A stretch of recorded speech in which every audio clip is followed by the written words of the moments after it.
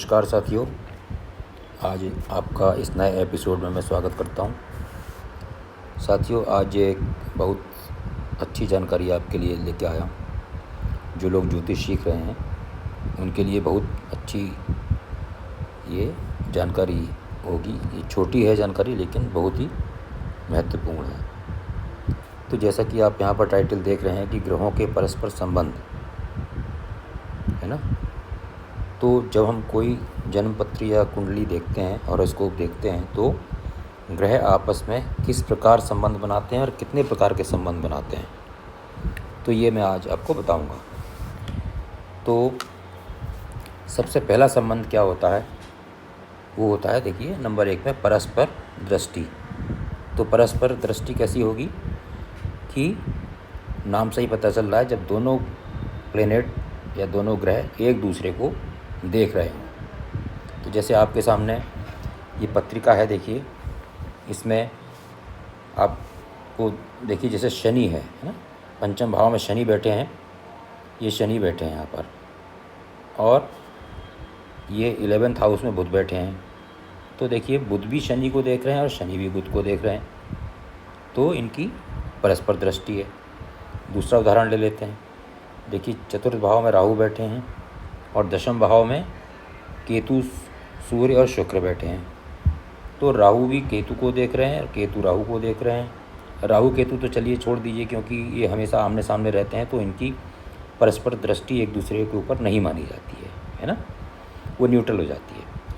अब इसी प्रकार राहु सूर्य को देख रहे हैं और सूर्य राहु को देख रहे हैं, तथा राहु शुक्र को भी देख रहे हैं और शुक्र भी राहु को देख रहे हैं।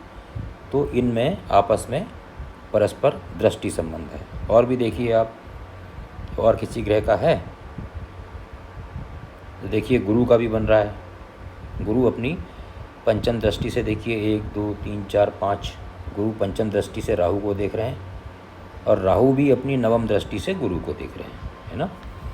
तो यहाँ भाई आपस में परस्पर दृष्टि संबंध बन रहा है।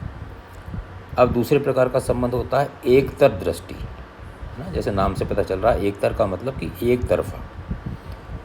इसमें क्या होता है कि एक ग्रह तो दूसरे को देखता है, लेकिन दूसरा ग्रह उसको नहीं देखता है। जैसे अब परस्पर में दोनों एक दूसरे को देख रहे थे, लेकिन इसमें क्या होता है कि एक ही ग्रह दूसरे को देखेगा। तो इसमें देखते हैं, देखिए कोई उदाहरण लेके। अब जैसे हम इसमें यहाँ पर देखिए मंगल को देखिए, है ना। ये मंगल अष्टम भाव में बैठे हैं, तो मंगल यहाँ से 1 2 3 4 बुध पर इनकी चौथी दृष्टि जा रही है, लेकिन बुध जो है मंगल को किसी भी प्रकार से नहीं देख पा रहे हैं। तो ये एक तरफ दृष्टि में आएगा, ठीक है ना।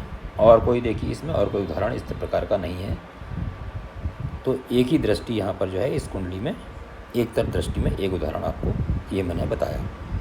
इसी प्रकार आप अपने कुंडली में कहीं देख सकते हैं। तीसरे नंबर पे है परिवर्तन।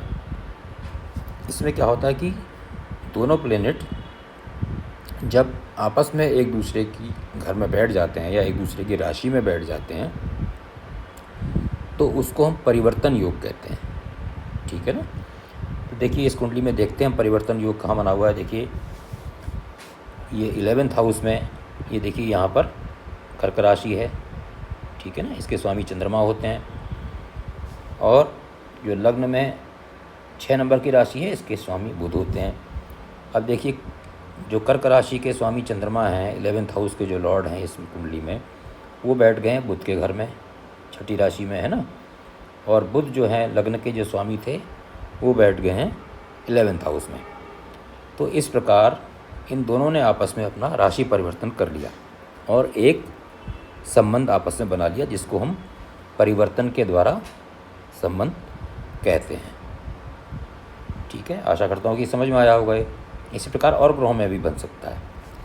और चौथे प्रकार का है युति संबंध। युति मतलब आपस में कंजंक्शन जिसको कहते हैं। तो देखिए युति संबंध कहाँ पर, युति संबंध जब भी बनेगा तो दो ग्रह एक साथ बैठेंगे, तो बाकी ग्रहों में कहीं नहीं है, बाकी किसी हाउस में नहीं है, लेकिन आपको देखिए दशम हाउस में केतु, सूर्य और शुक्र तीनों बैठे हुए हैं। तो इन तीनों में आपस में युति संबंध है। केतु का सूर्य के साथ भी है, केतु का शुक्र के साथ भी है, शुक्र का सूर्य के साथ भी है, और शुक्र का केतु के साथ भी है, मतलब सबका एक दूसरे के साथ युति संबंध यहाँ पर बन रहा है। तो ये चौथे प्रकार का संबंध हो गया। तो इसमें देखिए सबसे पावरफुल जो होगा वो परस्पर दृष्टि वाला होगा, क्योंकि दोनों एक दूसरे को देख रहे हैं। और परिवर्तन वाला भी पावरफुल होगा, ये भी सेकंड नंबर में पावरफुल है ना। दोनों ने अपना राशि परिवर्तन कर लिया है। और उसके बाद युति वाला होगा कि आपस में एक साथ बैठे हुए हैं।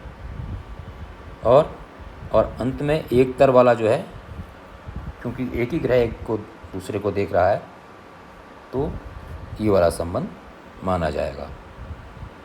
तो मैं समझता हूँ कि आप सबके समझ में ये आसानी से आ गया होगा कि किस प्रकार के संबंध ग्रह या प्लेनेट एक दूसरे के साथ बना सकते हैं। तो साथियों कमेंट कीजिएगा, अगर कोई इसमें डाउट हो तो बताइएगा, मैं फिर से इसको क्लियर करूँगा।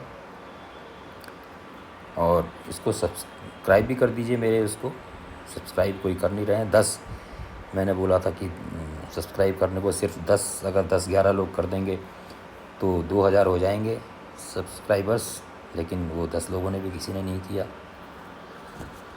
तो मेरी इतनी मेहनत जो मैं आप लोगों के लिए करता हूँ, तो उसके लिए इसमें कोई सब्सक्राइब करने में कोई किसी प्रकार का कष्ट नहीं है, पैसा नहीं लगता है, खाली एक क्लिक करना होता है।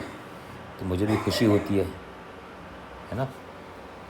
चलिए फिर नए एपिसोड में कोई नई जानकारी लेकर आपसे मिलता हूँ। तब तक के लिए आप सब लोगों को मेरा नमस्कार।